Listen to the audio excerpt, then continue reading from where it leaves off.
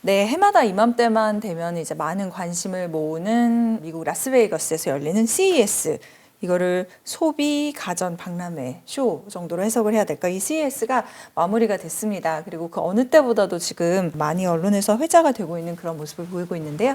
오늘 그래서 저희가 또 섭외를 했습니다. 지난해는 테슬라로 오셨던 강정수 박사님을 이번에는 엔비디아를 얘기하게 될까요? 아무튼 기대가 됩니다. 네, 박사님과 말씀 나눠보도록 하겠습니다. 박사님. 안녕하세요. 네, CES를 통해서 또 뵐 기회가 생겼습니다. 네, 반갑습니다. 네, 어떻게 보셨어요?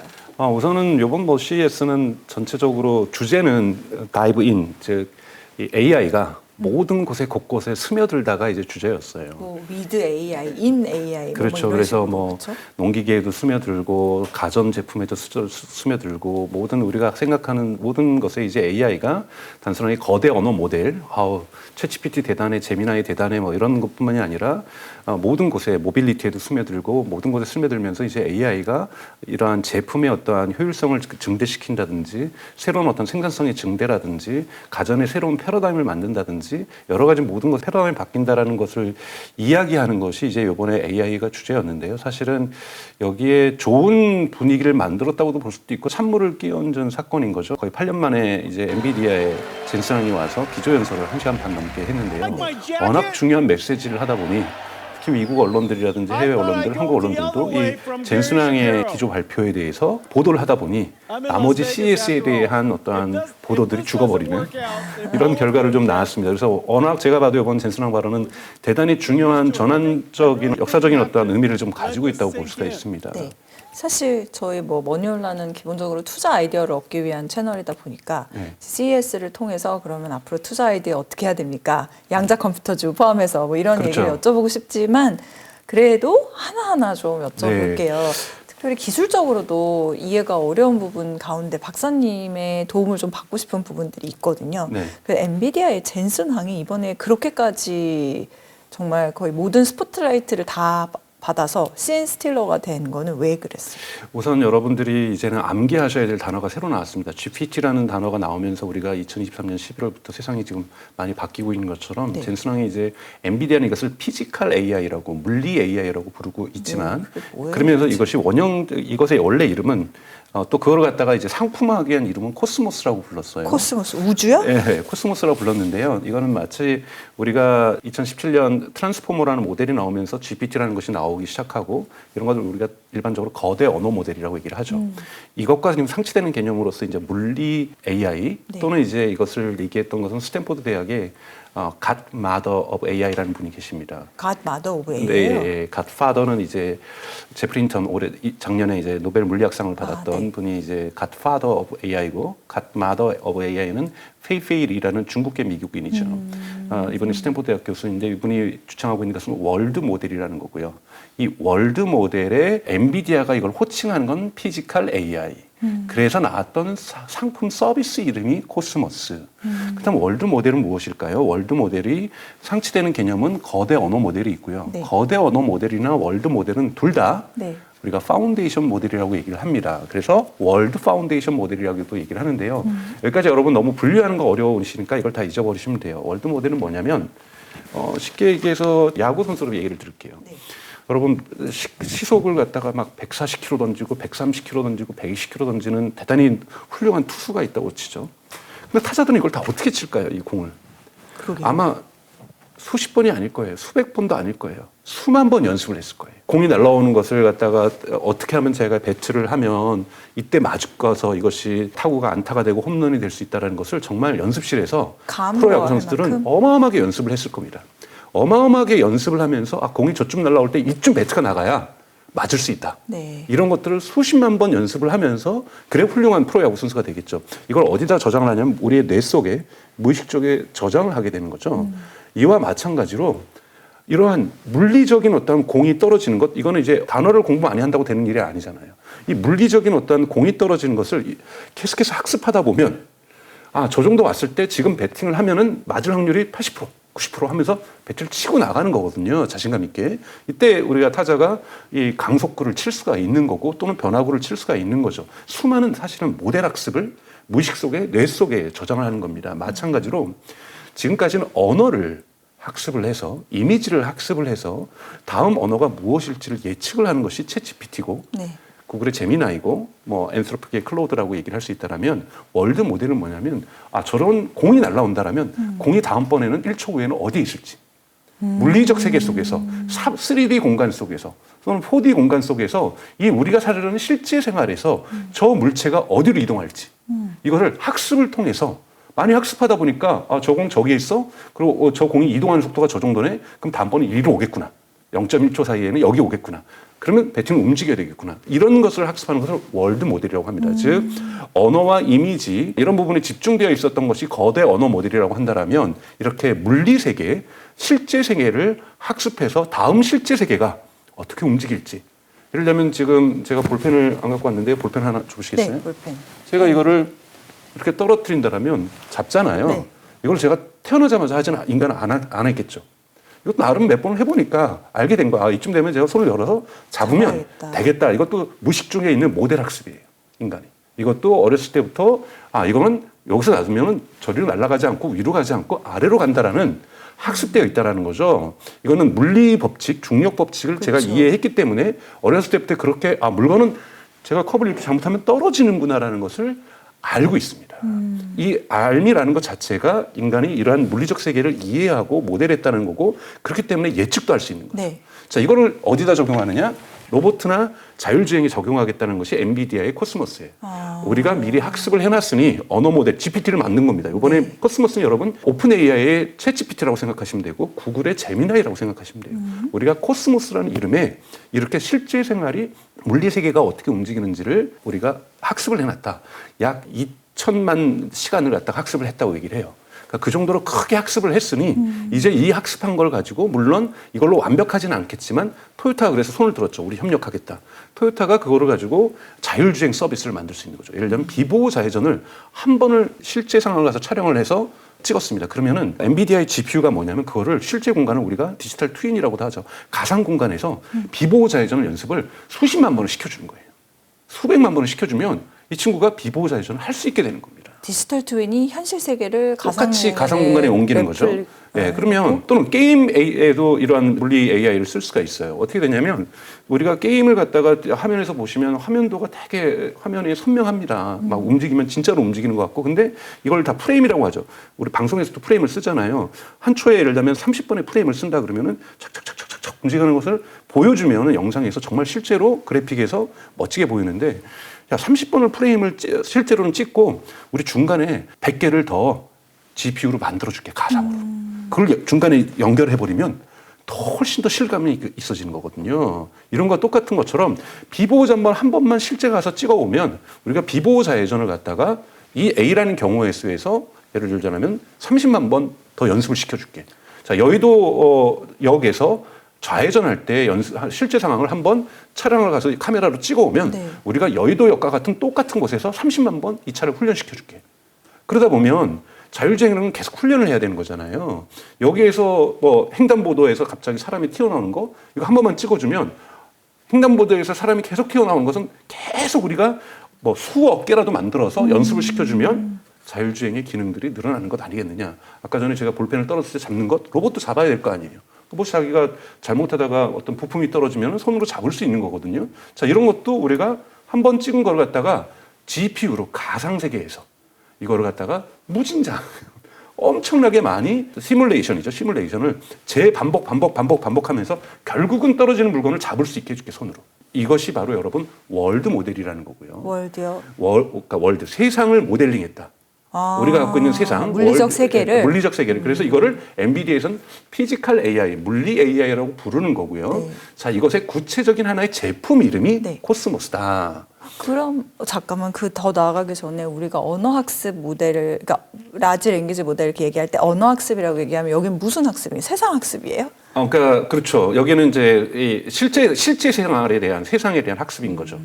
그러니까 우리가 눈으로 보는 이 세상을 갖다가 네. 카메라로 찍어서 학습을 하기 시작하는 거죠. 그러니까 세상에서 일어나는 현상들에 대해서. 그렇죠. 물리적인 현상들에 대해서. 이런 부분이 그러니까 우리가 물건이 이동하는 것 만약에 이렇게 제가 이쪽으로 방향을 주면 네. 얘가 이쪽으로 가겠구나. 이게 왼쪽으로 하거나 오른쪽으로 하는 게 아니라 직진하겠구나. 힘을 뒤에서 줬으니까. 네. 이걸 우리가 어렸을 때부터 꼭 물리학을 배우지 않더라도 네네. 경험적으로 알고 여러분 있죠. 배우시잖아요. 마찬가지죠. 핸들을 요만큼 꺾었을 때 경험학습이네요. 네, 이런 경험학습. 부분들이 실제 경험으로 세상이 어떻게 움직이는지에 대해서 우리는 몸으로 배워왔다라는 거죠. 이 부분을 인공지능이 이제 배워서 적용을 시킨다라는 거죠. 왜냐하면 지금까지 썼던 생성 AI라든지 이런 것들은 우리가 생각하는 글을 만든다든지 영상을 만든다든지 맞아요. 이미지를 만드는 그렇죠. 생성을 하는 거다라면 자율주행이라는 것은 물리적 공간 속에서 우리가 실제로 살아가는 공간 속에서 자동차가 움직이는 거거든요. 옆에 자전거가 나타날 수도 있는 거고 갑자기 밑에는 눈길이 나타나서 미끄러울 수도 있는 거고 그러면 눈이 쌓이는 높이를 봐서 미끄럼의 정도를 또한 판단할 수도 있는 거고 눈이 녹으면서 훨씬 더 얼음화되면서 더 미끄러질 수도 있는 것을 우리가 운전자들도 보면 아 이거는 진짜 미끄러운 길이구나. 그리고 브레이크를 한번 살짝 발로 댔을 때 그 느낌을 알면은 아 이건 더 조심해야 되겠구나 알게 되는 거잖아요. 이런 것을 똑같이 시뮬레이션 해주겠다. 그럼 제가 그냥 느낌인데요. 아까 언어 학습하고 이거는 뭐 경험이나 세계 학습이라고 하면 우리가 네. 말보다 행동이라고 하는 것처럼 이게 더 파급 효과가 클 것 같아요. 그렇죠. 세상을 다 바꿀 수가 있는 거죠. 세상에서 여기에 예를 들면은 그래서 젠슨왕 같은 경우에도 정말 거대한 시장이 열리는 첫 번째 즉 로봇에서의 챗GPT의 순간이고 그 다음에 자율주행에서 챗GPT의 순간이 이제 도래를 했다. 그래서 AI가 새로운 세계를 열어가고 새로운 시장을 열어간다. 왜냐하면 여러분 휴머노이드 로봇에 적용할 경우에는 전체 자동차 시장에 최소 30배라 그러거든요. 시장의 규모가. 로봇 규모가. 네, 로봇 시장의 규모가. 네. 이 시장이 이제 열릴 수 있는 것이 됐는데 이 부분에 여러분도 잘 아시는 것처럼 테슬라가 제일 먼저 앞서가고 있었잖아요. 그렇죠. 옵티머스. 네. 옵티머스도 있고 그다음에 테슬라의 FSD도 가장 앞서가고 있었는데 그거를 갑자기 엔비디아가 얘기를 한 거죠. 쫄고 있었죠, 여러분. 공포에 빠져 있었죠, 여러분. 제가 도와드릴게요. 저랑 같이 협력하시면 그 대신 공짜는 아니죠. 코스모스는 예를 들자면 무료로 오픈소스로 풀었어요.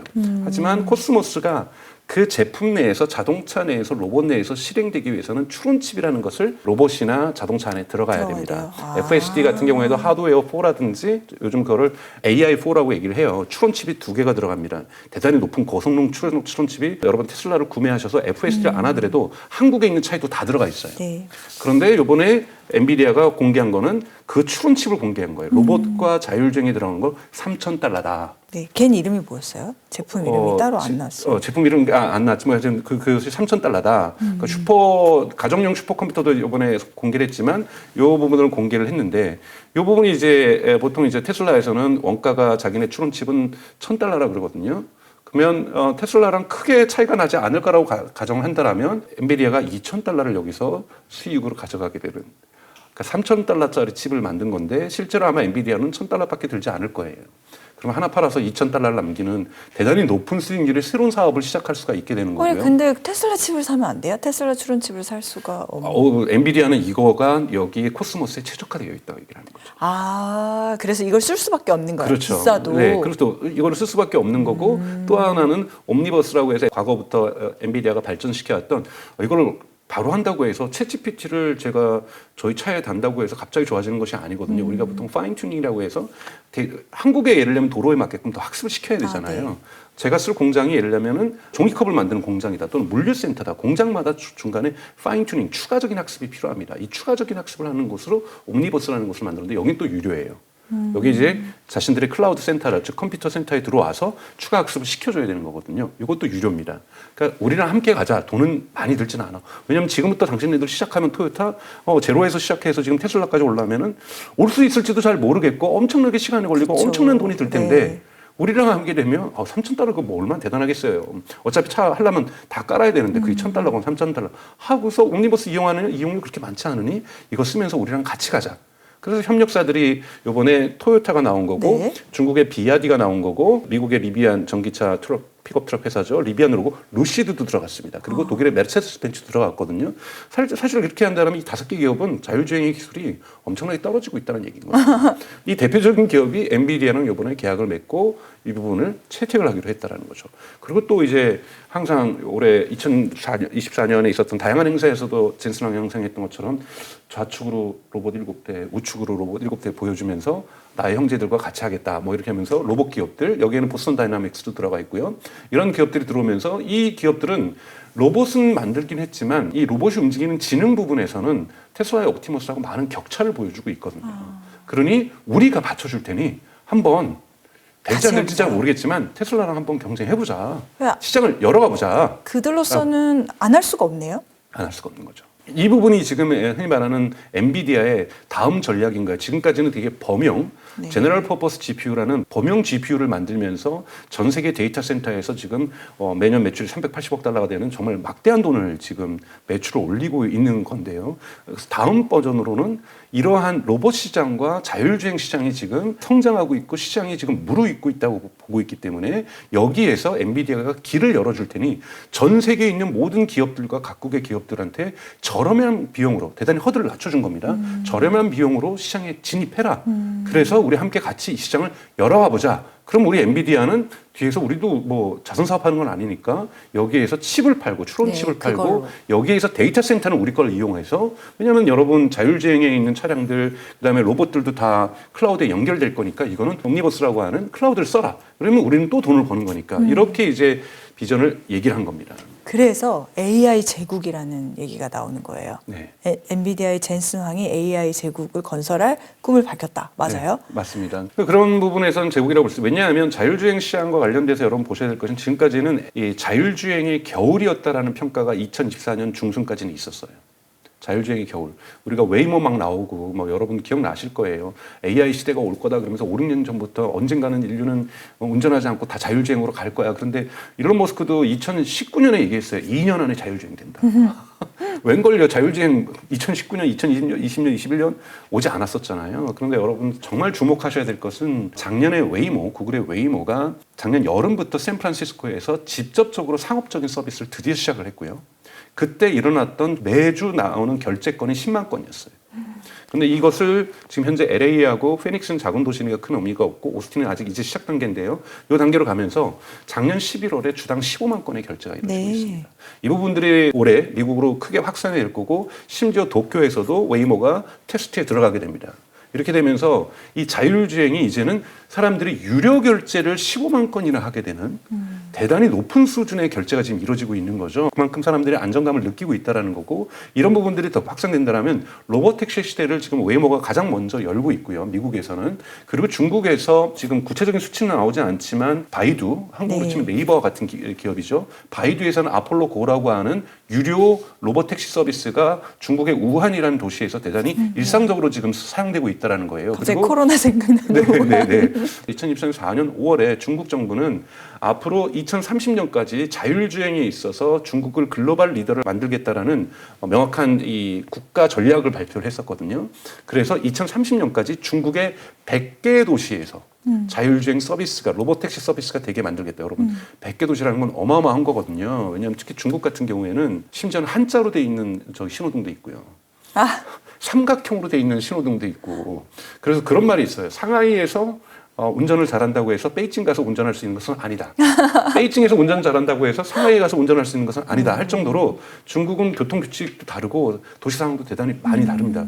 이런 부분에서 막 방대한 양의 지금 학습이 이루어지고 있는 거고 여기에서 자율주행의 시대를 열겠다라는 것이 중국 정부가 가지고 있는 전략인 거고 이것이 지금 상용 서비스로 지금 전환되고 있는 거고 미국 또한 지금 상용 서비스가 이미 작년 여름부터 이루어지기 시작하면서 자율주행의 봄이 겨울이 지나가고 봄이 다시 왔다라고 얘기를 하고 있어요. 그게 올해 로봇택시 될 거다 막 이런 말들이 그래서 그런 많았었는데. 얘기를 하고 있는 거죠. 일론 머스크도 올해 테슬라에게 가장 중요한 것은 텍사스하고 캘리포니아에서 언슈퍼바이즈드, 즉 인간이 비감독하에서 즉 인간이 게임을 하거나 잠을 자거나 영화를 보고 있는 상태에서 또는 운전석에 앉아있지 않은 상태에서도 되는 것을 테스트를 합니다. 왜냐하면 이 테스트 데이터가 있어야 정부가 허가를 해주거든요. 네. 이것을 공개 테스트를 하게 되죠. 그러니까 뭐 기가팩토리에 숨어서 하는 것이 아니라 그러면 어떻게 되겠으면 모든 미국의 방송국들, 언론들, 특히 테슬라의 비판적인 뉴욕타임즈, 워싱턴포스트 다 가서 다 맨으로 볼 거란 말이에요. 자, 이 부분에서 통과를 하게 되면 테슬라 주가는 난리가 날 것이고 테슬라 주가만 난리 나겠습니까? 현대차의 고민도 깊어지겠죠.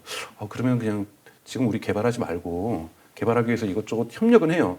아마존의 죽스에도 현대자동차도 투자하고 있고 웨이브라고 하는 영국의 스타트업에도 투자를 하고 있고 모바일아이라는 이스라엘 기업에 투자하고 있고 한국 국내 기업에도 투자하고 있는데 실질적으로 현대가 그렇게 잘하고 있지 못하거든요. 그럼 고민하겠죠. 이러다가 우리 못 쫓아가면 어떡하지? 차라리 테슬라의 FSD를 라이센스로 받을까? 지금 이러고 있는 찰나에 네. 엔비디아의 엔비디아가 우리가 할게. 라고 나온 거거든요. 그러다 보니까 이것이 자동차 업계, 로봇 업계에게는 선택의 폭을 넓혀줬다는 부분에서는 긍정적인 의미가 있는 거고. 예상을 했을까요? 엔비디아가 이렇게. 이 얘기는 이미 작년 2024년 3월에 타이완에서 있었던 행사에서 이야기를 했었어요. 그렇게 하겠다라고 했지 네. 실제로 모델을 선보이지는 않았거든요. 아. 근데 이번 CES의 역사적 성과라고 한다는 것은 그것을 월드 모델을 그 사이에 만든 거예요. 만들어서 우리 진짜로 거짓말 안 하고 만들었어. 봐봐. 우리를 믿어도 돼. 그때는 우리가 그렇게 하겠다는 계획을 발표한 거고 이제 실제로 코스모스 이거 1.0이에요. 우리가 2.0도 만들 거고 3.0도 만들 거야. 지금 1.0은 사실 코스모스는 아직 누구도 실증을 안 해봤기 때문에 이것이 테슬라의 FSD 13하고 같이 비등하다라고 얘기할 수 없고 제가 보기에는 많이 떨어질 거라고 보고 있어요. 하지만 우리 이렇게 빠른 속도로 1년 만에 만들었는데 우리 2.0 만드는 거, 3.0 만드는 것은 대단히 더욱더 가속화돼서 만들 수 있다. 이런 메시지를 보여줬기 때문에 월드 모델을 직접 만들었다는 의미에서 대단히 의미 있는 성과라고 볼 수가 있고 실질적으로 기업 입장에서도 이제는 진짜 그러니까 토요타가 선택을 한 거잖아요. 토요타가 지금 그래도 전 세계에서 가장 자동차를 많이 팔고 있는 1위 기업인데 네. 이 기업에서 엔비디아를 쓰겠다라고 선택을 한 거죠. 그러면은 저희가 사실은 뭐랄까, 그러니까 엔비디아가 이제 테슬라랑 물론 굉장히 그 시총으로 봤을 때는 오히려 더 앞서고 앞서가고 있지만은 그래도 이제까지는 항상 로봇, 휴머노이드 로봇 또는 자율주행 이러면은 떠오르는 데는 테슬라였거든요. 그렇죠. 근데 갑자기 이제 약간 엔비디아가 그 자리를 넘보거나 더 확장성을 가지고 등장한 셈인 거죠. 네, 근데 이제 이거는 이제 AI 제공국도 말씀하셨지만 꿈과 비전인 거죠. 아직까지 이것을 현실화하기엔 되게 넘어야 될 허들이 몇 개 있습니다. 그건 좀 이따 설명을 드릴게요. 왜냐하면 이거를 발표한 날에도 사실 엔비디아 주가는 떨어졌죠. 내려왔거든요. 물론 거기에는 지금 미국에서의 매크로적으로 볼 때는 이 인플레이션에 대한 공포감이 다시 만들어지고 있고 그리고 또 트럼프 정부가 들어왔을 때 이 미국의 이 36조 달러나 하고 있는 이 미국의 국가 부채를 어떻게 해결할 것인지부터 시작해서 관세 정책으로 갔을 때의 물가의 상승이라든지 이민자를 억제했을 때의 물가 상승이라든지 노동권 인건비의 상승에 따른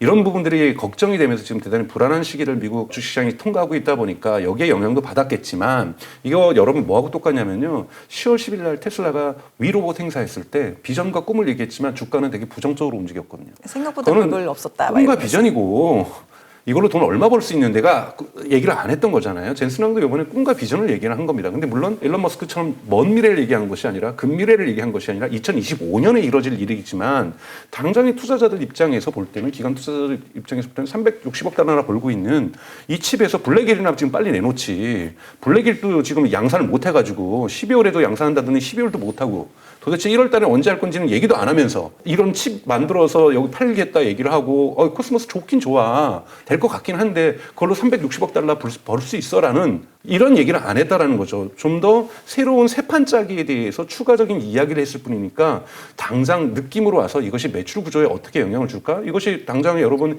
올해 1분기에 엔비디아의 파이낸스 이어는 좀 일반적으로 다르지만 우리가 보는 일반적으로 봤을 때 2025년 1, 2, 3월에 엔비디아가 매출을 낼 수 있을까요? 4, 5, 6에 매출을 낼 수 있을까요? 제가 보기에는 상반기, 하반기에도 매출 내긴 되게 어려울 겁니다.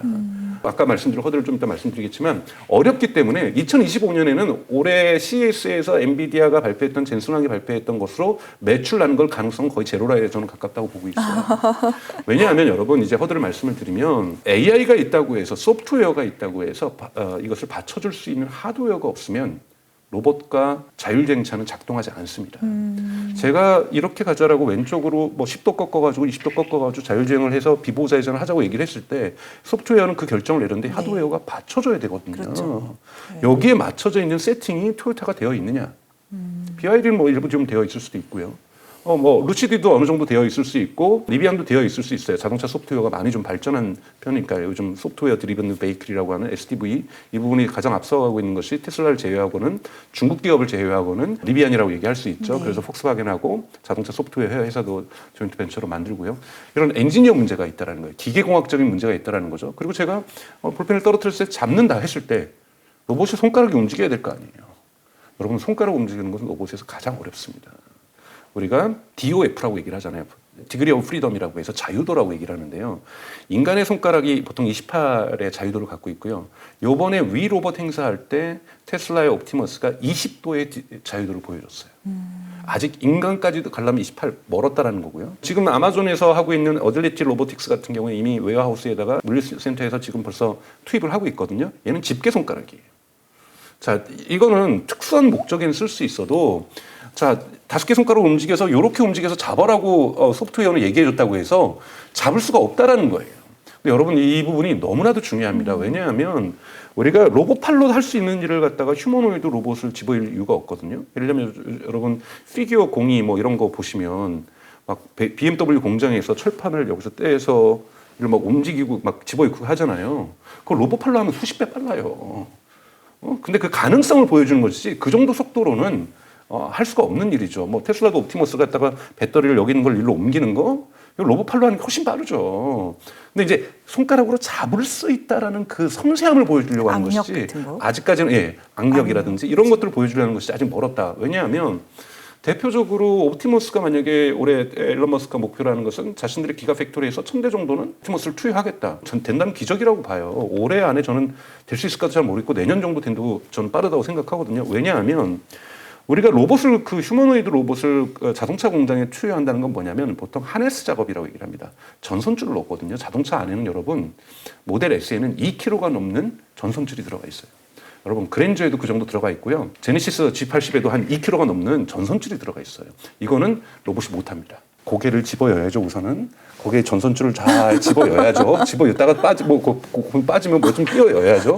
이건 되게 섬세한 인간의 손이 할 수 있는 일이에요. 아직까지는 자동화가 안 되는 영역이 있어요. 네. 자, 이 영역을 휴머노이드 로봇으로 대체하려는 것이지 이미 로봇 팔과 로봇 기계가 잘하는 것을 휴머노이드 로봇이 할 이유는 전혀 없는 거잖아요. 사람이 하는 섬세한 손가락의 터치와 감각을 가지고 있는 그리고 물리 세계를 이해하고 있는 시각을 가지고 있는 이 일을 휴머노이드 로봇이 대체하려고 한다라면 엔지니어링 기술, 즉 메카니컬한 것, 물리적으로 우리가 기계를 움직이는 이러한 능력에서도 소프트웨어가 생각한 만큼 물리적으로 움직여줘야 되는 거거든요. 손가락을 이렇게 잡으라는 것은 소프트웨어적으로는 결정을 내리고 명령을 내리고 있어요. 근데 손가락이 안 움직이면 못 되는 거잖아요. 그렇죠. 하드웨어. 그러니까 그 하드웨어가 받쳐줘야 됩니다. 그러면 이 정도로 받쳐줄 수 있는 휴머노이드 로봇 하드웨어가 나왔냐? 아직까지 가장 DOF가 높은 수준에 이르렀다고 하는 테슬라의 옵티머스도 인간의 손 대비해서 팔도가 낮다라는 거죠. 그렇다면 이제 막 보스턴 다이나믹스 여러분 손 보셨어요? 다 집게예요. 그럼 이제 손가락 만들어야 되잖아요. 손가락 DOF, 옵티머스도 이렇게 DOF를 올리는데 2년 걸렸어요. 그러다 보니 상업적으로 쓰일 수 있는 휴머노이드 로봇이 나오는 데까지 여러분 휴머노이드 로봇이 덤블링하고 막 점프하고 이런 거 그렇게 중요하지 않습니다. 인간을 대체하는 노동에서는 덤블링하고 점프하는 게 중요한 게 아니거든요. 그렇잖아요. 우리가 공장에 투여할 거잖아요. 그래서 그런 부분에서 이 메카니컬한 부분에서 아직 도전이 많이 남았다. 왜냐하면 이것을 일론 머스크도 얘기하잖아요. 정말로 옵티머스 휴머노이드 시장이 열리려면 가격이 중요한데 그러려면 휴머노이드 로봇을 1년에 100만 대는 생산해야 된다고 얘기를 하거든요. 100만 대를 이렇게 손가락이 정말 인간의 손가락처럼 움직일 수 있는 로봇을 연간 100만 대를 생산한다. 이거는 자율주행이라고 하는 기술 또는 로봇을 움직일 수 있는 소프트웨어 인공지능이라는 기술도 대단히 높은 수준으로 올라가야 되지만 메카니컬한 엔지니어링 기술 자체도 대단히 높은 수준까지 올라가야 되기 때문에 이것을 쫓아가는 아직 로봇 기업들은 없다. 그렇기 때문에 젠슨왕이 얘기했던 로봇에서의 이런 월드 모델을 적용한 피지컬 AI를 적용한 그리고 엔비디아 이름 코스모스를 적용한 로봇이 시제품화돼서 양산화돼서 시장을 휩쓸고 그래야 그 로봇 칩도 $3,000짜리도 팔 거 아니에요. 뭐 100만 대 생산해서 그럼 100만 대를 팔 거 아니에요. 여기서 그러면 100만 대 곱하기 $2,000만 해도 얼마나 많은 돈이에요. 수익률이 $3,000에서 수익률이 2,000. 자, 이렇게 돈 벌려고 하려면 전문가들이 보기에 이것도 많이 남았네. 이런 판단을 여러분 쓰는 겁니다. 그럼 이렇게는 여쭤봐도 돼요? 어쨌든 그런 측면에서는 테슬라가 그럼 더 앞서 있는 거잖아요. 그렇죠? 그렇게 볼 수 있죠. 그렇죠? 그러면은 지금 머스크는 그런 젠슨항을 보면서 무슨 생각을 했을까요? 그래도 위협적이죠. 지금 나와 있는 건 여러분 그러면은 테슬라 같은 경우에는 실제 데이터로만 연습을 했냐? 우선 실제 데이터는 어떤 기업도 보다 많습니다. 왜냐하면 웨이모 같은 경우에는 특수 자신들이 서비스하는 지역에서만 실제 데이터가 있죠. 샌프란시스코, LA, 오스틴, 피닉스 여기 네 군데만 있었고 이것의 데이터를 확대하려는 게 이제 도쿄가 되는 거죠. 그리고 여기서 웨이모는 작동 방식이 레이더하고 라이다를 이용하기 때문에 HD 수준의 지도를 새로 만듭니다. 그러니까 이런 만든 상황에서 실제 데이터를 모으고 여기에서 모델링 학습을 통하는 거고, 구글 또한 작년 12월에 선언을 했죠. 우리도 월드 모델을 만들겠다. 제미나이에 이어서 월드 모델을 구글도 만들겠다라는 것은 구글도 월드 모델이 이게 앞으로 큰 시장이라는 거고, 구글도 그래서 로봇 사업에 뛰어들겠다고 얘기를 하는 거고, 로봇 사업에 뛰어들기 위해서 월드 모델은 필수적인 거죠. 그리고 이것을 웨이모에도 또 적용하기 위해서라도 필수적인 거고요. 그런데 당연하게 테슬라 같은 경우에는 테슬라의 장점은 데이터가 가장 많다라는 거예요. 왜냐하면 테슬라의 FSD를 유료로 쓰는 사람들만의 데이터가 아니라 판매된 모든 차량에는, 사실상 2019년부터 판매되는 모든 차량에는 말씀드렸던 8개의 카메라가 부착되어 있고, 우리가 쓰던 안 쓰던, 네. 그리고 거기에 하드웨어, 당시에는 3, 지금 하드웨어 4, 지금 이걸 이름을 테슬라는 AI3, AI4라고 지금 이 칩세트를 다르게 이름을 부르고 있는데, 이것이 그때부터 장착돼 있어서 그 데이터가 모여서 우리가 와이파이가 되는 존에 들어가면 항상 이것을 테슬라 서버로 옮겼거든요. 이것을 테슬라를 구매하신 분들은 다 계약서에 썼어요. 그렇기 때문에 전 세계의 데이터가 지금 테슬라에게 가 있다라는 것, 그것도 동영상이, 이것으로 실제 데이터가 학습이 됐고, 테슬라에도 월드 모델을 지금 만들고 있고, 테슬라도 이걸 또 가상으로 또 추가해서 학습을 하게 돼 있죠. 그렇게 되다 보니 데이터 부분에서는 아직까지는 테슬라가 우위에 있다라고 볼 수가 있습니다. 이건 웨이모보다도 우위에 있다고 볼 수가 있는 거고요. 하지만 거의 불가능할 거라고 생각해서 테슬라 주가가 왜 오르냐면, 여기에서 자율주행이 성공하게 되면 테슬라 차량에서도 자율주행이 되지만, 일론 머스크가 얘기하잖아요. 처음에는 일론 머스크의 목표가 2030년에 매년 1000만 대 파는 거였어요. 근데 그 계획을 철회했어요. 우리 1000만 대 안 팔아도 돼. 200~300만 대만 팔고 나머지는 라이센스로 가겠다고 얘기를 한 거예요. 포드도 못 만들 거고 GM도 크루즈 포기했으니 결국은 뭘 선택하겠어? 자율주행이 안 되는 차는 일론 머스크 표현대로 피처폰이고, 자율주행이 되면 스마트폰인데, 사람들이 스마트폰 사지 피처폰 살까? 끝났어, 그 시대는. 그러면 현대자동차도 그렇고 기아자동차도 마찬가지고 같은 회사긴 하지만 일본에 있는 혼다든지 이런 회사들도 선택은 우리밖에 없어라고 했는데, 네. 젠슨왕이 얘기한 거는 선택지를 넓혀줬잖아요. 우리도 있어, 이렇게. 우리도 있어라고 하면은 우선은 저것이 현실성이 우리보다 좀 떨어지더라도 엔비디아 정도면은 충분히 쫓아올 수 있거든요. 소프트웨어 측면에서는, 엔지니어 측면에서는 아니지만, 엔비디아는 엔지니어는 책임지지 않으니까 소프트웨어 부분은 우리만큼 빠른 속도로 쫓아올 수 있다라고 생각을 할 거예요. 그러니까 하드웨어 측면은 아니지만. 네. 왜냐하면 GPU는 우리보다 더 많이 가지고 있으니까, 더 많이 자기를 위해서 쓸 수 있으니까 더 빨리 쫓아올 수 있겠구나. 이러면은 선택지가 하나 늘어난다는 것은 결국은 테슬라로 만약에 다른 업체들이 라이센싱을 하더라도 협상력이 떨어지는 거죠. 가격도 떨어지는 거고요. 네. 경쟁자가 있다는 건, 경쟁은 시장에서 소비자들에게 좋은 거잖아요.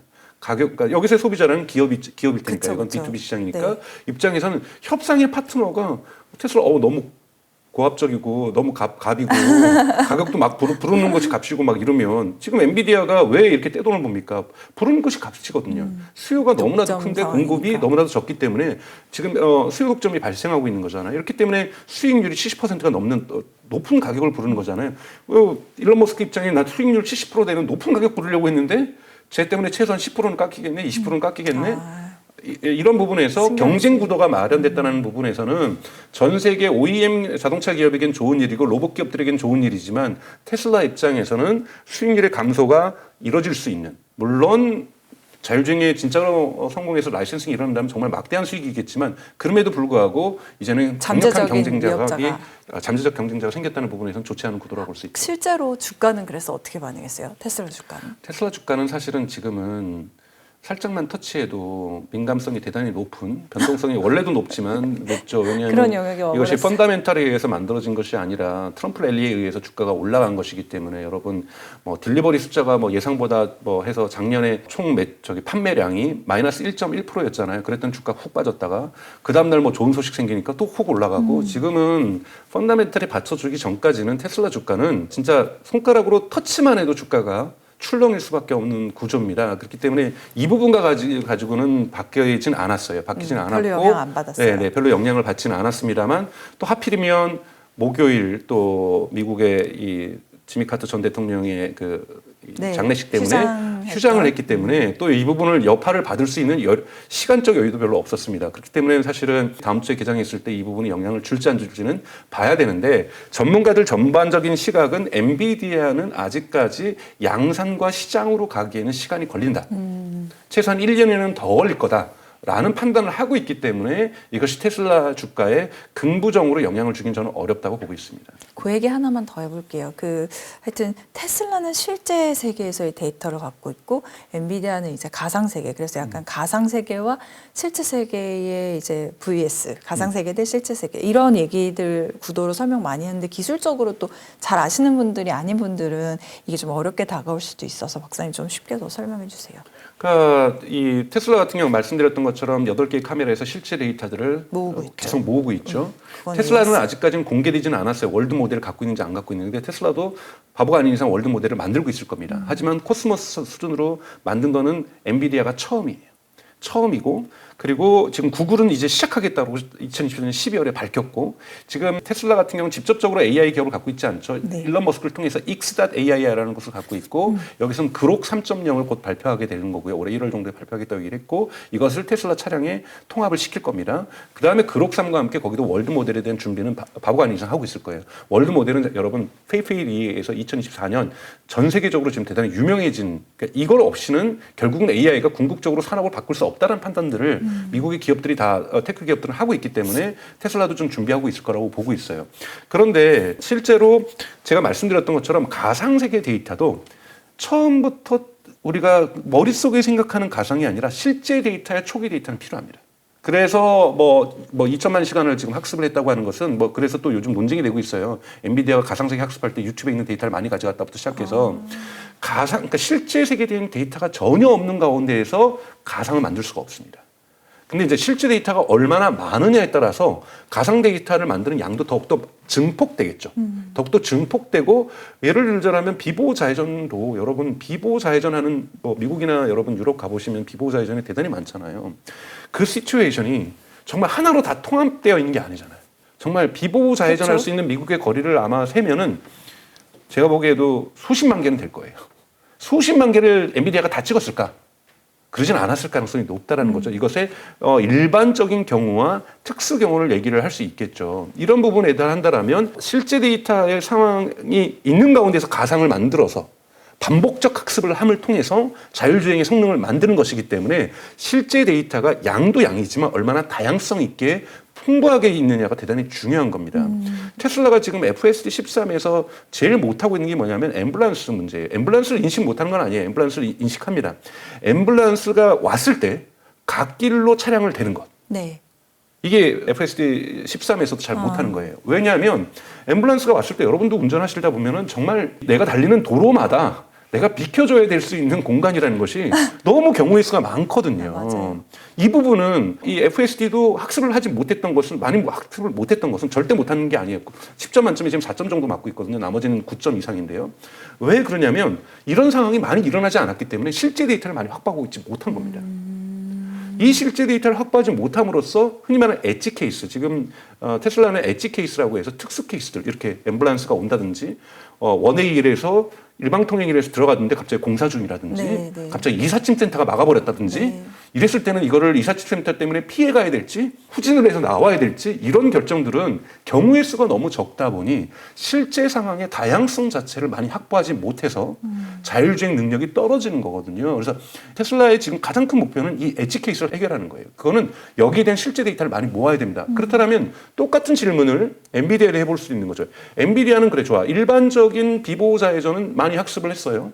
그러나 정말 예상하지 못했던 이번에 테슬라가 실수하는 게 뭐냐면 비보자회전을 합니다. FSD 13이 비보자회전을 했는데 트램이 다니는 길로 올라가 버린 거예요. 트램은 구별하지 않잖아요. 여러분 유럽이나 미국에서 트램 다니는 도시를 아시면은 트램은 일반 버스와 도로와 같이 다닙니다. 여기에 둔턱도 없어요. 그렇죠. 둔턱도 없는 경우가 많아요. 그러다 보니까 얘가 비보자회전을 해가지고 트램이 직진해서 가는 길로 그 옆에 길로 차로 가야 되는데 트램 길로 들어가 버린 거예요. 아, 트램. 이런 오류를 할 수, 다행히 뒤에 트램이 안 와서 사고는 나지 않았어요. 그런데 이런 오류를 범할 수 있습니다. 자, 이런 거를 그럼 해결해야죠. 아하, 바닥에 선이 깔려 있다는 건 트램 선이니 앞으로는 그리로 좌회전하지 않는다라고 이번에 개선할 겁니다. 저는 이것이 그래서 테슬라는 안 된다가 아니라 이런 엣지 케이스의 다양성이 풍부하게 학습되어야만 궁극의 자율주행, 인간보다 더욱더 안전한 자율주행을 할 수가 있다라는 거죠. 그럼 엔비디아의 코스모스는 이것까지 학습이 됐을까? 저는 아닐 확률이 대단히 높다라고 보는 거고 그렇기 때문에 앞으로 튜닝하고 더욱더 학습해야 될 것들이 더 많다. 그래서 실제 데이터는 반드시 필요하다. 가상 데이터만으로 학습이 끝나는 것이 아니라 실제 데이터가 다양하게 깔렸을 때 한 번만 찍었는데 예를 들면 테슬라는 그거를 10만 번씩 찍어가지고 실제 네, 데이터를 가지고 가상 데이터까지 만들어서 한다면 여기는 한 번씩만 찍어줘도 가상 데이터를 그 위에다 올릴 수 있다는 거예요. 여기에서의 효율성은 분명히 존재하지만 한 번씩이라도 인간이 생각할 수 있는 모든 경우의 수를 다 한 번씩은 찍어야 된다는 부분에서 엔비디아가 가야 될 길이 결코 짧지는 않다라고 말씀을 드릴 수 있습니다. 네, 그런 엔비디아가 이제 상용화까지는 너무 멀다. 뭐 심지어는 그 돈을 만들어내는 걸 보는 데까지 멀다고 말씀하셨잖아요. 근데 그런 엔비디아의 젠슨 황이 이제 또 양자컴에 대해서 멀었다 이렇게 얘기를 해가지고 지금 우리나라 엄청 많이 투자를 해놓은 투자자들이 마음이 너무 아픈 상황이 또 돼버렸거든요. 그렇죠. 그 사이에. 이 얘기도 좀 해볼까요? 그럼요. 양자컴도. 좋습니다.